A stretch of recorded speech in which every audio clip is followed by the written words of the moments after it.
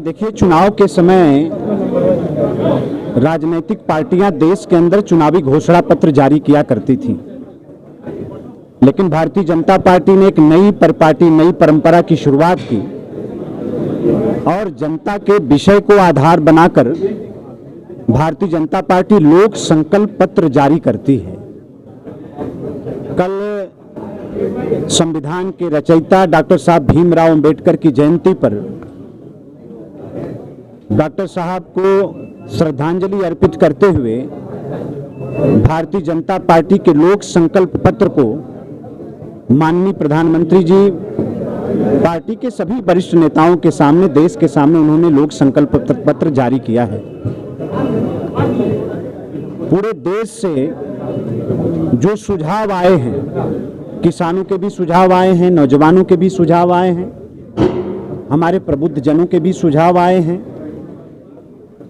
सभी लोगों ने जो सुझाव भेजा, उसके आधार पर आने वाले 5 साल के लिए पार्टी ने एक रोड मैप तैयार किया है, एक योजना बनाया है। जनता का आशीर्वाद मिला, हम सरकार बनाए तो 5 साल हमें कौन से काम करने हैं, हमारी वरीयता क्या है। तो जनता के सुझाव के आधार पर हमने अपनी वरीयता को निर्धारित करते हुए और 24 प्रकार के काम का अपना एक विभाजन तैयार करके, एक वर्गीकरण करके हमने अपनी एक योजना बनाई है। वो लोक संकल्प के पत्र के माध्यम से आप सब लोगों के सामने अभी हमने रखा है। ये 24 प्रकार के काम जो हैं, गरीब, मजदूर, हमारे नौजवान, हमारे किसान हमेशा से हमारी प्राथमिकता में रहे हैं। लोक संकल्प पत्र में बड़े विस्तार से आने वाले 5 साल में उनके लिए क्या काम सरकार करेगी, इस पर हमने चर्चा किया है। 2047 तक भारत को विकसित राष्ट्र बनाने का जो हमारे नेता माननीय प्रधानमंत्री जी का संकल्प है, उसको कैसे हम धार देंगे, उस विषय को कैसे हम आगे बढ़ाएंगे, इस पर भी लोक संकल्प पत्र में बड़े विस्तार से चर्चा है। पूरा जो एक लोक संकल्प पत्र है वो भारत को आत्मनिर्भर बनाने वाला, भारत को विकसित राष्ट्र बनाने का एक दस्तावेज है, एक रोड मैप है, हमारी एक योजना है, जिसको हम सब लोगों ने आज देश के सामने रखने का काम किया है।